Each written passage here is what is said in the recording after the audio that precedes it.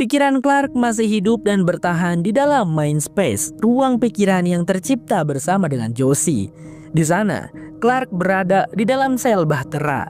Dinding ruangan itu dicat dengan gambar-gambar kenangan Clark. Ketika ia menyentuh sebuah gambar kenangan, ia mendapat kilas balik dari kenangan tersebut. Kemudian Clark melihat sebuah pintu dan mencoba keluar. Tiba-tiba, entah bagaimana ia menemukan mendiang ayahnya di lembah dangkal dan mulai bertanya-tanya apakah dirinya sudah mati. Ayahnya Clark yang bernama Jack itu bertanya pada Clark mengenai kenangan terakhir yang dia ingat. Kemudian Clark mengingat bahwa dirinya dibunuh oleh Russell dan Simon. Ingatan itu membuat Clark marah. Saat ia marah, tiba-tiba terdengar suara hujan. Jack mengatakan pada Clark bahwa dialah yang mengendalikannya. Jack kemudian menyuruh Clark untuk mendengarkan suara hujan dengan seksama. Clark pun entah bagaimana dapat mendengar detak jantung tubuhnya sendiri. Hal itu menyadarkannya bahwa ia masih hidup. Jack lalu menyarankan agar Clark memperjuangkan hidupnya dan mencari tahu apa yang terjadi.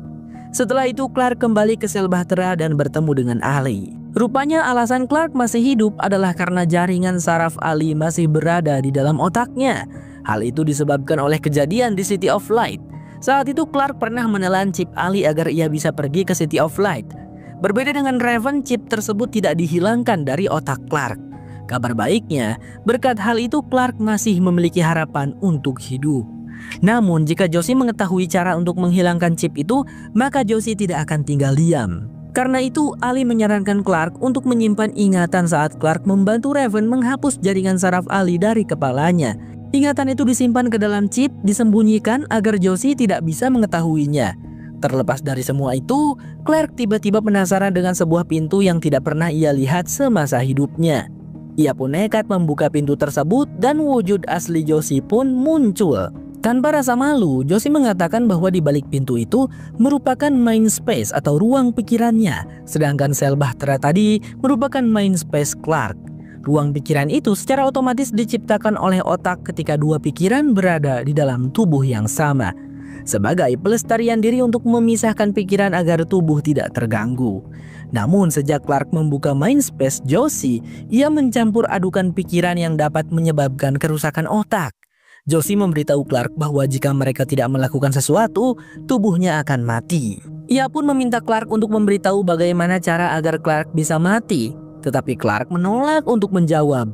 Josie mengatakan bahwa Clark hanya memiliki dua opsi, yaitu membunuh pikirannya sendiri untuk menyelamatkan tubuh sehingga Josie dapat memastikan orang-orang bumi hidup dengan nyaman, atau mereka berdua mati dengan perbedaan bahwa Josie akan dibangkitkan kembali oleh keluarganya dan akan mengusir orang-orang bumi dari Sanctum. Meskipun diancam demikian, Clark tetap menolak untuk memberitahukan apapun kepada Josie. Josie kemudian masuk ke ruang pikiran Clark dan menemukan dinding kosong. Ia pun menyadari bahwa Clark telah menyimpan sebuah ingatan yang penting, sehingga keduanya saling bertarung. Pada akhirnya Josie kalah karena Clark bukanlah wanita biasa, melainkan Wanheda, sang komandan kematian. Saat tubuh Josie sudah berlumuran darah, tiba-tiba suara aneh terdengar dan pintu mind space Josie terbuka. Josie ternyata masih hidup karena mind drive menopang kesadarannya. Intinya dia tidak dapat terbunuh di dalam mind space, sedangkan Clark bisa terbunuh oleh Josie. Mendapati kenyataan itu, Clark mau tidak mau harus bertahan hidup dan menjaga rahasianya agar Josie tidak mengambil alih tubuhnya secara penuh. Ia kemudian masuk ke sebuah ruangan dan mendapati dirinya berada di arena bunker bersama Octavia yang masih menjadi Blood Reina. Wujud Octavia ini merupakan proyeksi alam bawah sadar Clark. Namun meskipun demikian, Octavia tampak membenci Clark atas berbagai kesalahan yang telah dilakukan Clark di masa lalu. Ketika Clark meminta bantuan untuk bersembunyi, Octavia menolak dan pergi begitu saja sehingga Clark pun harus kembali berlari. Bahkan, Josie pun menertawakan Clark karena banyak orang yang membencinya. Sampai akhirnya Clark berada di sebuah ruangan di bunker Orgun. Di sana tergeletak tubuh Maya yang telah terpapar radiasi. Sama halnya seperti Octavia, Maya juga menyalahkan Clark karena membunuhnya di bunker Orgun atas nama menyelamatkan teman-teman The 100. Clark mencoba meminta maaf kepada Maya, tetapi Maya menolak permintaan maaf tersebut. Bahkan ia mengatakan bahwa kematian Jasper juga sepenuhnya merupakan kesalahan Clark. Selain itu, Maya berkata bahwa Clark telah melakukan hal-hal keji. tetapi orang lain yang membayar harganya. Ia menegaskan satu hal, yaitu Clark membunuh lebih banyak orang daripada yang sebenarnya diselamatkan. Menurut Maya, jika Clark benar-benar peduli dengan nyawa orang-orang, maka seharusnya sekarang dia menyerah dan memberikan chip kepada Josie agar orang-orang bumi bisa hidup di sanctum dengan damai. Maya juga mengatakan jika saat ini Clark sudah tidak memegang kendali lagi. Kendali? Tanya Clark pada dirinya sendiri. Karena ini adalah ruang pikirannya, maka ia memiliki kendali sepenuhnya. Clark kemudian menyembunyikan chip itu. Namun ketika Josie datang, Maya memberitahu bahwa chip itu disembunyikan di gua. Mereka bertiga pun pergi ke gua tempat Clark menyimpan rovernya di lembah dangkal. Tanpa diduga Josie, Maya tiba-tiba keluar dari dalam rover dan memasangkan belenggu di lehernya. Clark lalu memberitahu Josie bahwa dia tidak memiliki kendali di sini karena ini adalah Mindspace Clark. Josie sempat marah, tetapi tetap percaya diri karena menurutnya seberapapun Clark bertahan di ruang pikirannya, Josie akan tetap memburu Clark setiap malam. Ia pun menyarankan agar Clark menyerah saja, tetapi Clark mengatakan bahwa ia akan menemukan cara untuk bertahan hidup seperti yang selalu ia lakukan. Josie kemudian menyetrum dirinya sendiri sampai meninggal sehingga ia kembali dari ruang pikirannya dan membawa Russell ke Mindspace Clark. Mereka berdua berpencar untuk mencari Clark. Namun tiba-tiba Josie menemukan pintu yang selalu dihindari Clark. Tanpa pikir panjang ia langsung masuk. Di dalamnya terdapat kenangan-kenangan kelam milik Clark. Saat berada di sana, Josie menyadari bahwa tempat itu berisi rasa bersalah dan penyesalan Clark kepada orang-orang yang telah dia korbankan demi menyelamatkan kaumnya. Di sana juga terdapat sebuah kotak yang tampaknya menjadi tempat Clark menyimpan chip rahasianya. Namun, ketika Josie berusaha membuka kotak itu, Clark sudah datang. Pada saat itu, Josie mulai memainkan kata-katanya sehingga membuat Clark tertegun. Dengan pura-pura polos, Josie bertanya-tanya mengapa sekarang Clark tidak lagi berusaha menyelamatkan orang-orangnya. Ia bahkan mengatakan tentang Bellamy yang sudah menyerah terhadap Clark dan menerima kematiannya demi orang-orang bumi bisa tinggal di sanctum. Alih-alih terus mengorbankan orang lain, pernahkah kau berpikir untuk mengorbankan dirimu sendiri, Clark? Ucap Josie. Awalnya Clark tidak percaya bahwa Bellamy akan melakukan hal tersebut. Tetapi ketika Josie menunjukkan sebuah buku yang berisi kenangan saat Bellamy bersepakat dengan Russell, Clark pun lemas. Mau tidak mau ia harus mempercayainya. Clark kemudian memutuskan untuk menyerah. Ia membuka kotak rahasianya dan memberikan chip tersebut kepada Josie. Clark juga menitipkan pesan untuk Maddie bahwa ia sangat menyayanginya. Setelah itu Josie pergi dengan gembira karena merasa menang. Sementara Clark menangis terseduh-seduh meratapi nasibnya. Meskipun demikian, Clark tetap menerima nasibnya dan memutuskan untuk menikmati masa-masa terakhirnya di lembah dangkal sambil melakukan hobinya. Tanpa disangka, Monty datang. Ingat bahwa ini masih di ruang pikiran Clark, sehingga siapapun yang dipikirkan Clark bisa saja muncul meskipun mereka sudah mati. Kedatangan Monty bertujuan untuk menyadarkan Clark bahwa keputusannya kali ini salah. Meskipun menurut Clark itu adalah jalan terbaik, sebenarnya bukan demikian. Menyerahkan kaumnya kepada Josie dan Russell bukanlah keputusan yang benar, karena mereka rela menumbalkan nyawa rakyatnya sendiri hanya demi keabadian yang seharusnya tidak pernah mereka miliki. Monty kemudian mengajak Clark agar terus berjuang memperjuangkan hidupnya. Namun semuanya sudah terlambat. Josie sudah memiliki chip dan begitu dia bangun, Josie akan langsung membunuh Clark sepenuhnya. Meskipun begitu, Monty tetap meyakinkan Clark dan mengajaknya masuk ke ruang pikiran Josie. Jika Josie bisa masuk ke ruang pikiran Clark, mengapa Clark tidak bisa? Ruang pikiran Josie penuh dengan buku-buku yang menyimpan ingatannya selama 203 tahun. Namun, di samping itu terdapat sebuah pintu yang tampak menyimpan ingatan yang spesial. Monty berusaha membuka pintu tersebut. Sementara itu, Clark tanpa sengaja memegang sebuah buku yang berisi kenangan Josie ketika berada di tubuh ketujuhnya. Saat itu tubuhnya sudah tua. Ia sedang melukis wajah aslinya sambil berbincang dengan Kylie. Awalnya Josie tua terlihat biasa saja. Tetapi tidak lama kemudian ia menyadari bahwa minumannya telah diracuni. Ternyata hal itu dilakukan oleh Kylie sebagai pembalasan karena Josie telah membunuh pacarnya yang bernama Isaac. Sebagai catatan, Isaac bukanlah seorang Prime. Dia adalah manusia biasa, yang artinya Kylie pada saat itu telah berselingkuh dari suaminya. Alasan Josie membunuh Isaac adalah karena Isaac telah menentang kehendak Prime. Tetapi mendengar hal itu Kylie tidak terima dan justru mendorong Josie keluar dari jendela. Ingat saat pertama kali Josie dibangkitkan, hal pertama yang ia lakukan adalah membunuh Kylie, dan itulah alasannya. Setelah itu Clark memegang buku lain yang berisi kenangan Josie tua bersama Isaac di hutan. Ternyata Josie sengaja membunuh bayi-bayi yang tidak memiliki darah hitam dengan dalih persembahan kepada leluhur. Padahal niat sebenarnya adalah untuk mengurangi populasi darah merah agar jumlah orang berdarah hitam terus meningkat. Misi persembahan ini diketahui oleh Isaac.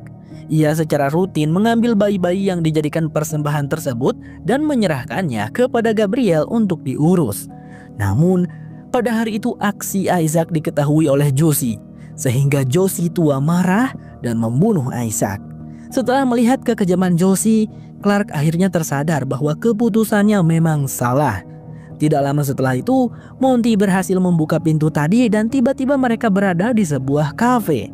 Di sana tersimpan kenangan Josie yang tidak bisa dia hadapi. Saat itu bumi masih belum hancur dan Josie masih menjadi seorang mahasiswa yang sangat gemar belajar.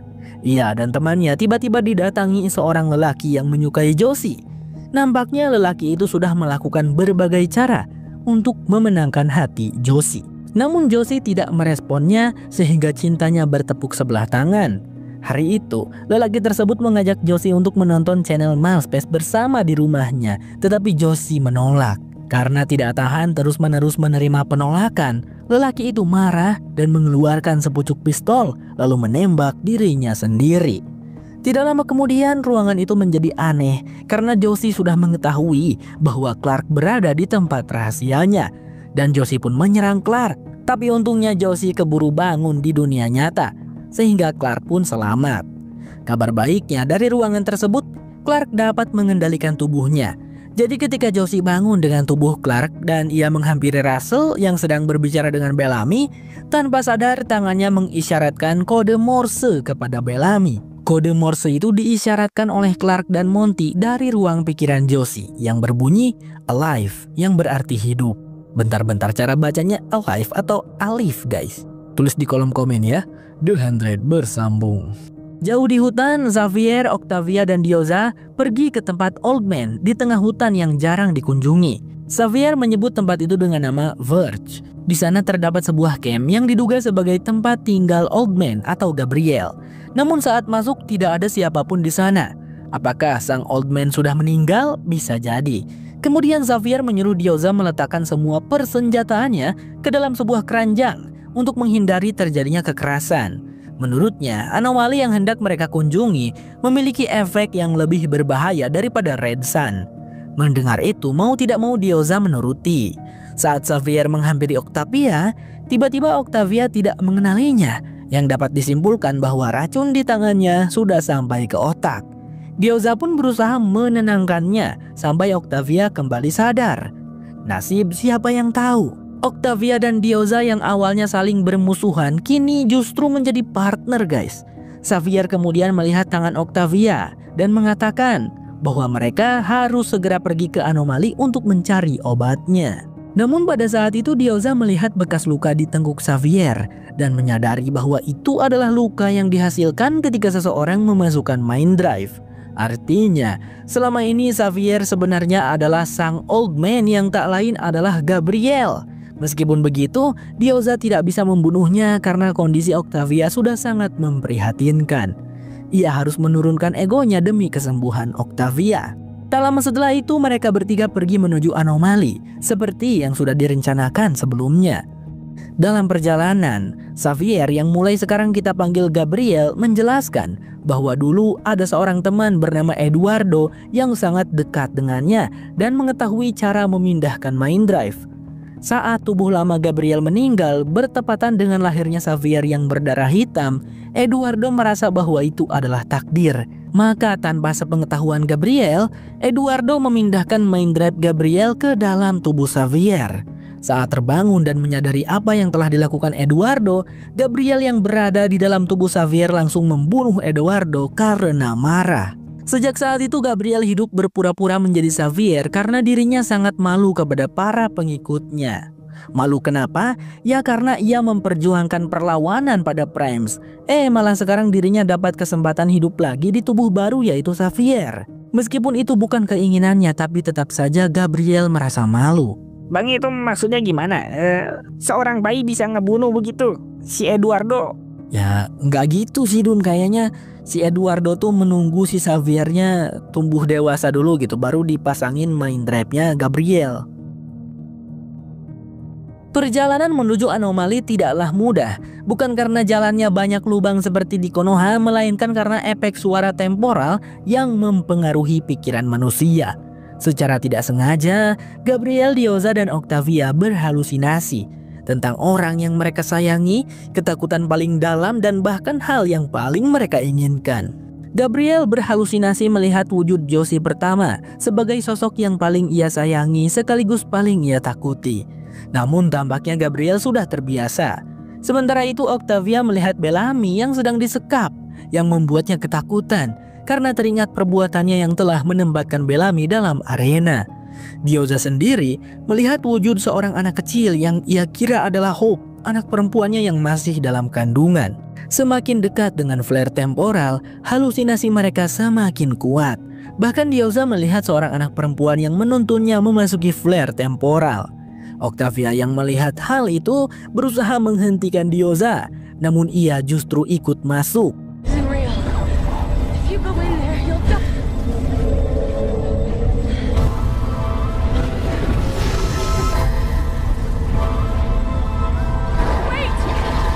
Gabriel sangat terkejut.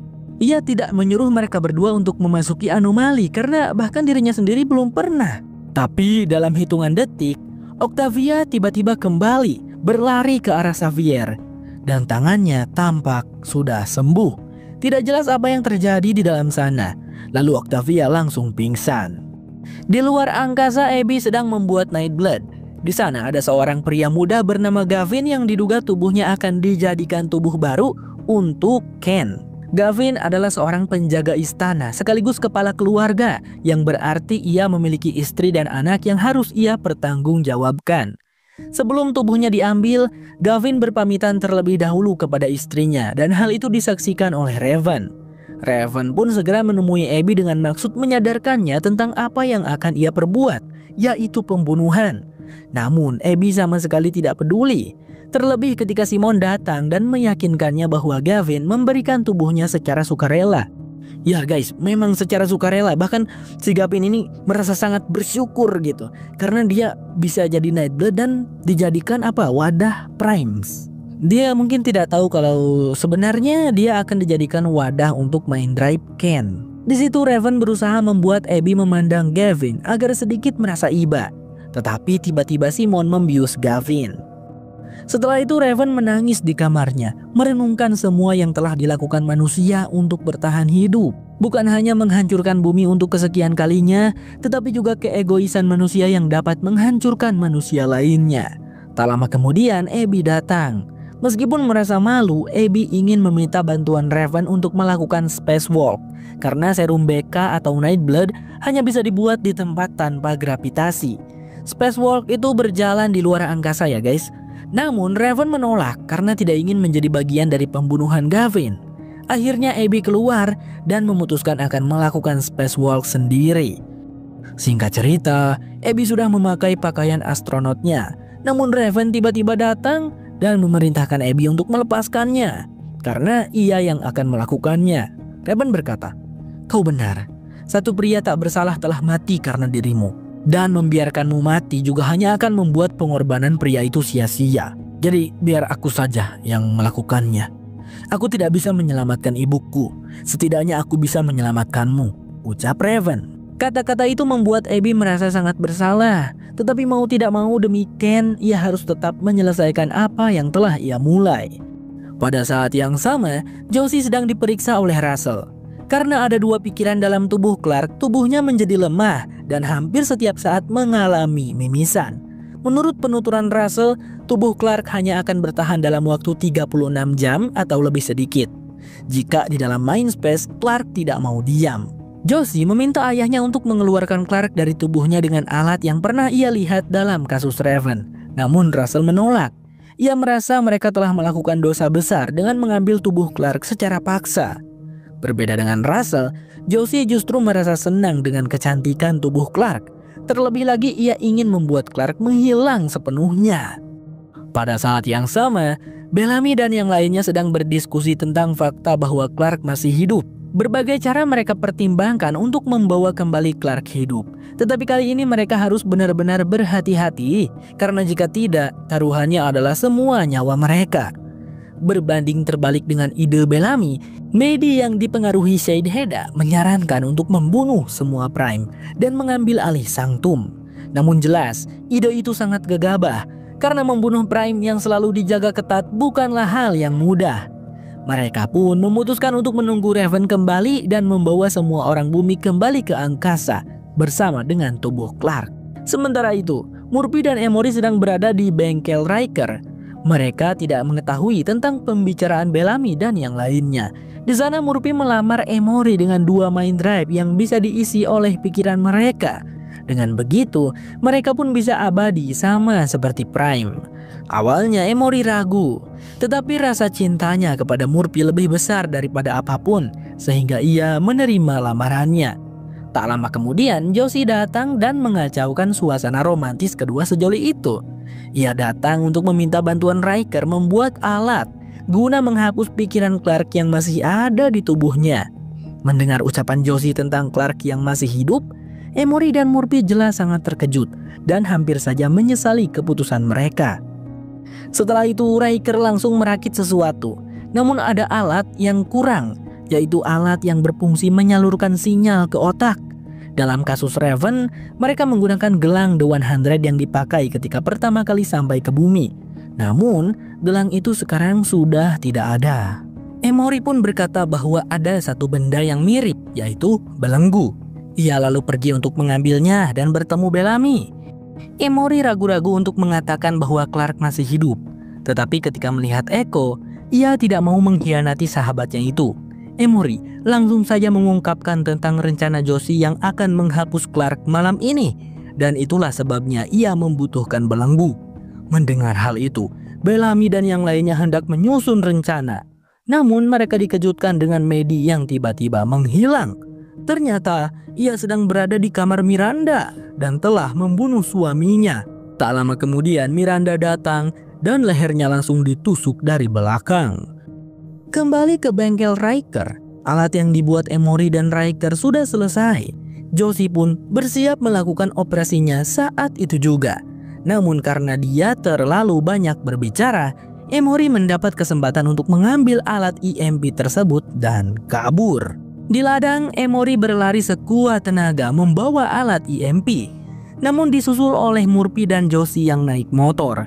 Alhasil, Emory berhasil dicegat di ujung jalan. Tak lama kemudian, Bellamy dan Echo muncul dari belakang Emory, membuat pihak Josie dan John kalah telak. Berbagai cara Josie lakukan untuk mencari celah dari rencana Bellamy. Tetapi Bellamy selalu punya jawaban yang menunjukkan bahwa rencananya sangat matang. Akan tetapi saat Emory hendak menonaktifkan kubah radiasi menggunakan alat EMP agar mereka bisa keluar, Josie malah mengancam akan membunuh Murphy sehingga Emory menghentikan aksinya. Pada saat yang sama, Jackson dan Miller sedang pusing mencari Jordan dan Maddie yang tidak diketahui keberadaannya.